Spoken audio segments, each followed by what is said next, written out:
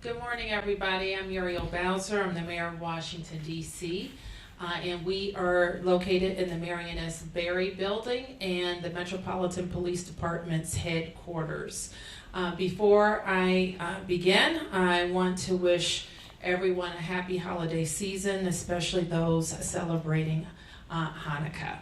And today we are here to talk about this space and about the future use of this space, and more importantly, the work that will happen here. I'm joined, of course, by the leader of the Metropolitan Police Department, Chief Pamela Smith, the Deputy Mayor for Public Safety and Justice for the District of Columbia, Lindsay Appiah, and I'm joined by leaders of regional law enforcement who the chief will acknowledge. And so what we are talking about today is the Real-Time Crime Center that will be located at MPD headquarters, and it will be up and running in the early part of next year in the space that is behind me. It's a new dedicated space that will be staffed 24/7 with personnel who will monitor and respond to criminal activities in real time.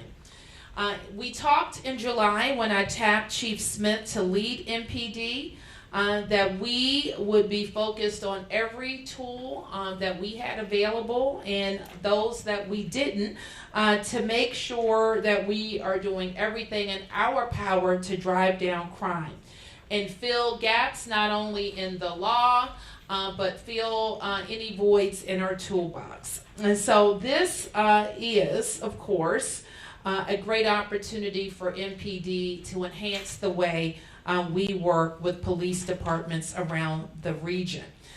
You heard me say earlier this week that I am confident that we will turn crime trends down. And the reason that I'm confident is because I know that we're focused. We're focused on everything that we can do on the executive side of the house, working with the council, and working with our federal and regional partners. And you're going to see that focus and collaboration right here at the Real-Time Crime Center. So I want to acknowledge that we will be joined in this space, and some representatives are here this morning by the Amtrak Police, Arlington County Police, United States Capitol Police, Fairfax County Police, Metro Transit Police, Montgomery County Police, Prince George's County Police, United States Secret Service Uniform Division, and I'm sure I've forgotten someone, so the chief will correct me. These agencies will work in collaboration with MPD to monitor and analyze data from various sources, including CCTV cameras, emergency calls, and other technology.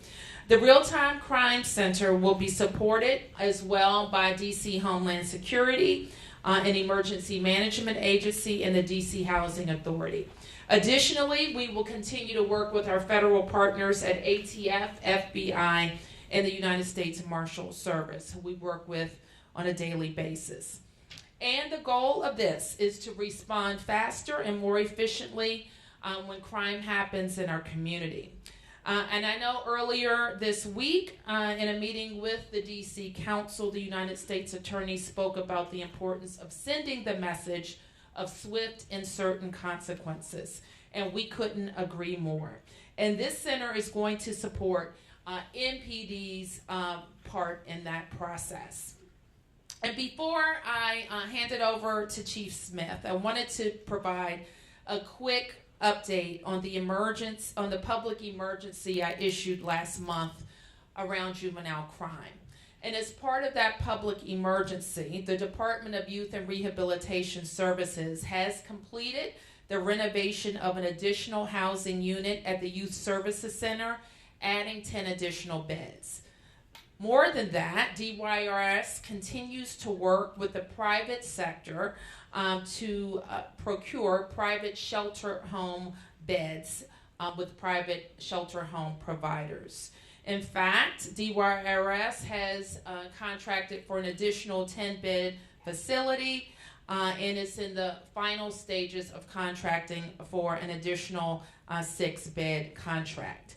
DYRS has also hired more staff, frontline staff, and leadership to support the continuum of care for court-involved young people and their families. So I want to acknowledge and thank the PSJ team and the team at DYRS for getting this done so quickly. And so with that, I want to turn to Chief Smith to talk about the Real-Time Crime Center. Thank you, Madam Mayor, and thank you all for being here today. I'm Chief Pamela Smith of the Metropolitan Police Department here in Washington, D.C. I am joined by numerous partners representing agencies from across the region and our federal partners we work with every day here in the district. I want to thank them for joining us on today and thank them for their commitment to today's announcement. Today's announcement is the start of a new initiative that will enhance our crime-fighting strategies by using technology to assist with how we respond to crime in the District of Columbia and in the region. Over the past few months, I've been working with my team to really look into how our department works, our resources, and how to respond to crime, and always looking at it through the lens of how do we enhance the safety and security of our communities. Under the leadership of Mayor Muriel Bowser and Deputy Mayor Lindsay Appiah, we developed a plan to enhance our crime-fighting capabilities by enhancing our focus on strategically responding to crime in real time. Beginning in September, I stood up our existing Joint Operations Command Center between 8 p.m. and 4 a.m. between Thursdays and Sundays. This helped guide tactical responses to emerging crime patterns and aided in helping officers to quickly respond to crime trends on the street. But I also realized that that was not the end of what we need to look at when it comes to crime-fighting strategies. Recently as last Friday, I announced Operation Atlas, Action Teams Leaving Areas Safer, which enhances our presence throughout the community and tackles emerging violent crime trends. This operation is a mobile force operation where we increase our visibility and presence across the district to address crimes each day. Operations such as Operation Atlas, which have already shown results, are better supported when deployed alongside a real-time crime center. Today marks a significant milestone in this journey. As MPD relocates our physical headquarters to 441 4th Street Northwest, the Real-Time Crime Center, or RTCC, is not just a physical space, it is a concept, a commitment to leveraging technology and collaboration to keep our communities safe. Housed within this dedicated center will be skilled investigative personnel, both sworn and professional staff, that will be constantly monitoring and responding to criminal activities in real time. The RTCC will serve as the nerve center of law enforcement in the District of Columbia and the surrounding region. It will monitor and analyze data from various sources, including CCTV cameras, emergency calls, and other technology products. Our ultimate goal is to enhance situational awareness, facilitate quick decision-making, and improve the overall efficiency of our crime prevention and response efforts.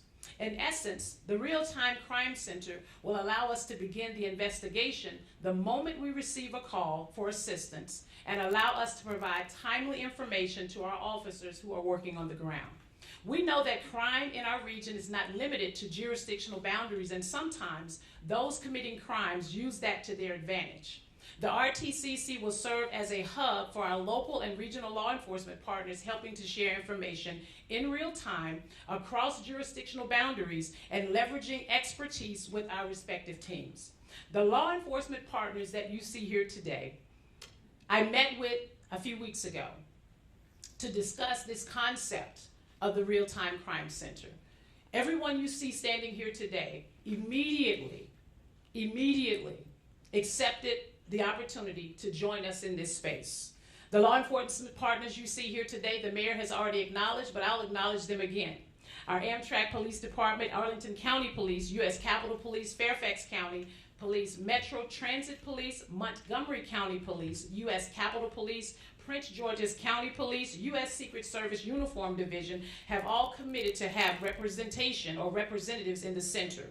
We are also joined today by our federal partners at the FBI, ATF, as well as our Marshal Service, who we work with every day operationally throughout the District of Columbia, and who will also be supporting our Real-Time Crime Center. Additionally, DC partners such as the Homeland Security and Emergency Management Agency and DC Housing Authority Police Department will also be supporting us in this effort. Today, we are announcing the partnership with many regional agencies and their participation in the upcoming launch of our Real-Time Crime Center. This represents a step forward for the Metropolitan Police Department and in communities throughout the Washington, D.C. region. We are committed to ensuring the safety and well-being of our communities, and the Real-Time Crime Center is a testament to that continued commitment. Thank you, and I will turn it back over to Mayor Bowser. Okay, Chief, I think I'm gonna turn it to you to answer all the questions. So we'll be ready for some questions, and Chief Smith will take them. Chief, I guess first kind of a bucket of question about technology. One, can you tell us how many cameras the center will have access to in total? Will you be using facial recognition, license plate readers, artificial intelligence, shot spotter?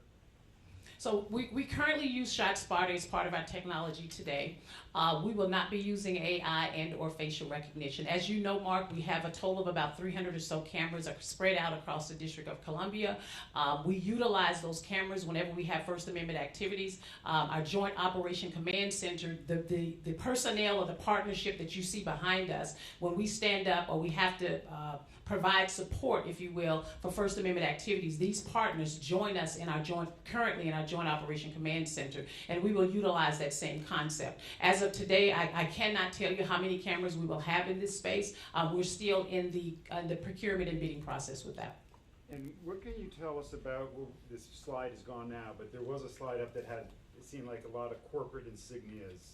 Those insignias are pretty much the technology that we're using right now at Mark 43. I think you may see, it used to be called Spot Shotter, but now it's called Sound Thinking. And I think that's just a conglomeration of the current technology that we're using right now.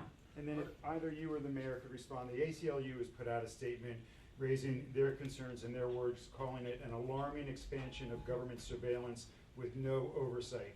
Can you address that, and particularly the concern about oversight of the data that would be collected here?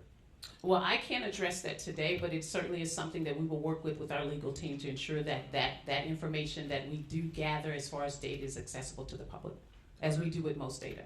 I'm sorry. Are there areas of the city that you need cameras in that are unrepresented in the city right now? Well, I'm sure there are areas in the city that are unrepresented, but we are working very diligently with the procurement of the cameras that we currently have. And I think we have, I don't want to give the number, right? But we do have cameras that we are procuring that we will distribute across the District of Columbia. And I think the mayor agreed, and we thank her for this. I think she's announced that we will double the current cameras that we have within the District of Columbia. Chief, Yes, sir. How is this going to look? I mean, you have representatives of other agencies here. Like, will somebody from Fairfax be here 24 hours a day or just occasionally? How will it work in practice? And also, what does this give you by including others that you can't do now? Listen, what it gives me is certainly the opportunity to really, the collaboration, right? And then the opportunity for us to really have a space and place where we are collaborating in real time. I'll use for an example, on many occasions, and I'll use Prince George's County for example, there are armed carjacking suspects that are going between both jurisdictions, and oftentimes we're either on the radio or we're on a phone just trying to track those individuals. Being able to have the Real-Time Crime Center, when that call comes in, having a person or whether it's a sworn officer or a professional staff member sitting in that space or a criminal analyst, we can track that vehicle in real time, and it's a quicker response time than what we currently have right now. And so what will this look like? Will somebody from Prince George's be Absolutely. 24 hours a day? Well, we're in negotiation about how often. I think what we have to do in the beginning is look at where our current crime trends and patterns are, specifically related to violent crime, and we will determine what that will look like.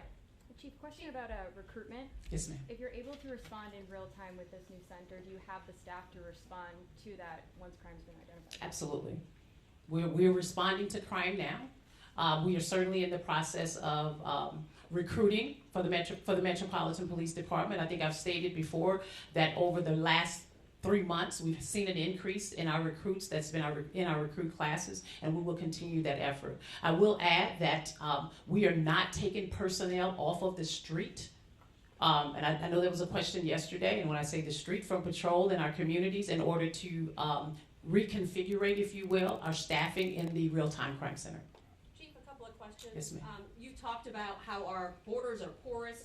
One, do you have any numbers in regards to how many of DC suspects travel to Fairfax, Prince George's, Montgomery counties, how often you had collaborated before? The second question is about a recent... Let me answer your first question. Go ahead. I will do my best to have our team provide that information for you. I don't have it right now in front of me. Was there any collaboration before this joint operation? Absolutely. With every single partner that you see in this space, we all collaborate, especially when we have our nightlife task force. In addition to when we stood up the robbery suppression crime initiative, our traffic safety compliance checkpoints, our task force, all of these partners that you see behind me have been embedded with the Metropolitan Police Department prior to my arrival. And I give credit to this team who continuously work tirelessly every single day to support us in fighting crime here in the District of Columbia. And this is just an effort to enhance what we're doing when it comes to crime fighting. This is not new to the United States of America. There are real-time crime centers dispersed across the United States. And I think we need to be in the game when it comes to crime fighting. And the mayor committed to, and I committed to this as chief of police, to use everything that we have available in order to do that. One other question to follow up in regards to an incident that just happened with a murder suspect linked to a homicide on U Street in October, student from Fairfax County. It appears there was some miscommunication, or perhaps your investigators went a week before the search warrant was executed, informed Fairfax County school officials and the resource officer that he was under investigation. They therefore went to his home. Attorneys are alleging that gave him a whole week to get rid of evidence in regards to this murder. Could you speak to that process, and do you believe a real-time center like this will clear up any miscommunication or one agency moving faster than the other?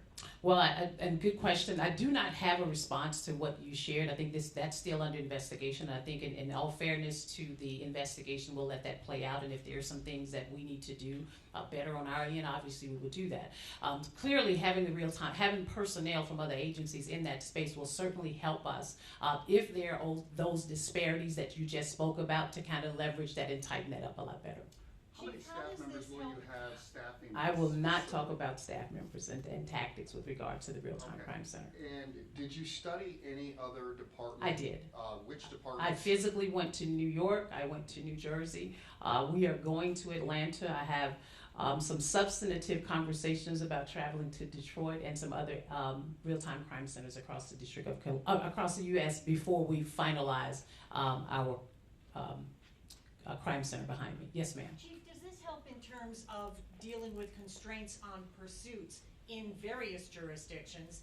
And in Montgomery County, they are piloting the use of a drone. I know here airspace is an issue. Does this take the place of what a drone might be able to achieve in terms of tracking? It does not take the place, and I think I'll echo what the mayor just said momentarily, that we will use all technology, new initiatives in order. I didn't say that.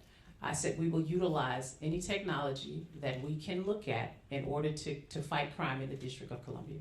Is there any concern that pouring resources into addressing, monitoring and responding to crime takes away from resources that could go to benefiting people from low socioeconomic statuses and educational backgrounds? Well, before I answer that question, can I answer her first question that she asked with regards to the relationships about pursuits in other jurisdictions? We work very closely with all of the partners here, and especially those of them that are in Maryland and as well as in Virginia. And we have policy that dictates how we will conduct our pursuits. Many occasions, when I was with U.S. Park Police, many occasions, Prince George's County, the suspect would leave the District of Columbia, go to Prince George's County picks it up. The person comes back, DC is ready to pick it up. So we will still have that level of collaboration. The difference is it'll be a lot quicker.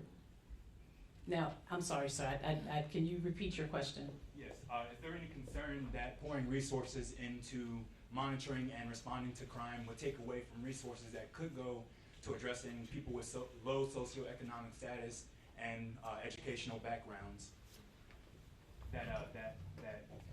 Thank you for the question. The question is, should we put more into human services and not enhance police services and policing services? And the answer is we do a lot of investment in human services that will help our lower income residents, including having the most robust investments in public education in the history of the District of Columbia, more into affordable housing, more into job training, and we'll continue to do that. I do want to emphasize who's most impacted by rising crime, and that's people of lower incomes in neighborhoods that have been impacted by crime for decades in large part. So the things that we do to make the city safer will by and large have the most beneficial impact on people who are living in lower income neighborhoods. We'll take a few more. Anyone who hasn't asked? Yes. Yeah, for the chief, so just to understand, if Crime Center observes what appears to be a crime on one of these hundreds of cameras, would that remove the need for a victim or a witness to report the crime before sending the police response to that location? No, not at all. I mean, we typically receive that when crime is occurring, oftentimes we receive that information from the public. And that the expectation is that the public will continue to report crimes as they always have. Okay, but you need that response before sending a police response to that location if observed? No. Okay. All right. Question. I have a question. Just one more. You already responded to the ACLU's concerns. What is the message to the community members here in DC concerned about crime and those who have ill intent? What's your message? This is my message, Delia. And when the question came up earlier, I can't remember exactly what it was, but I've been around long enough to know when we discuss CCTV cameras and deploying CCTV cameras, and people expressed a lot of concern about crime cameras at the time. The discussion is fully different. When we go to community meetings now, people say, how can I get a CCTV camera in my community? The council members, literally, if you go and ask any of the ward council members, do they want more CCTV cameras in their ward? They're gonna say yes. When are they coming? And how can I sign up for one? We are also in an environment where we have to have more technology to balance off not having the number of people resources that we have had in past years. So no camera will replace a live police officer, but it does enhance the force's ability to be in more places, if you will. I do want to reiterate the point that the chief made about no changes. If you see a crime or you need police, you dial 911. This is not someplace where every second on every block in every place, a police officer is going to see what is going to be better than people on the street. So always call 911 when you need police assistance. We'll take a few more. Yes, ma'am. To follow up on, this is a comprehensive response to crime once it happens. What about prevention efforts? Does this pull away from your ability to prevent crime? Not at all. And most of our prevention efforts are focused in other agencies. The police, of course, prevent crime by making sure that the people who are committing it are held accountable and working with the prosecutors in the courts. Because what we know is a large part of our crime is committed by a small number of people. So we know if there's certain justice for them, it is likely to drive down crime. But that's not to say that we're not working on the prevention side with violence interrupters or giving information to help drive down neighborhood beefs. The Attorney General may have another set of answers about what he's doing with youthful offenders who aren't going through the court system, which we'll likely have more to say about in the beginning part of the year. But there is a lot of parts of our government that are focused on keeping people from committing crime. Mayor Bowser? Yes.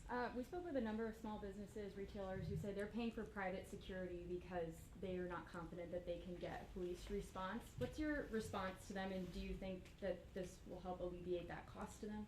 I think that businesses engage in private security for a lot of reasons, and they've been doing it before this year. But we do think, especially, and the chief told me that there was some reporting yesterday about what we're discussing now, and she got proactive outreach from the business community that says, "Sign me up."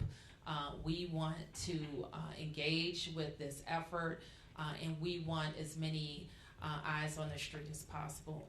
And I should have mentioned earlier when I talked about some differences in now and I guess 15 years ago when we were talking about CCTV, but we literally have fewer feet on the ground and eyes on the street, and just a change in commute patterns and the like. So it's really important that we replace that. Yes. One quick follow to what you just said about sign me up. Does that mean businesses or individual residents could sign up in a way to share in real time their home security cameras? I think the expectation is that we'll be working with our business community first, and go from there. People should know, and I know we're talking about CCTV cameras now, but they're literally in any establishment that you go in, they're cameras.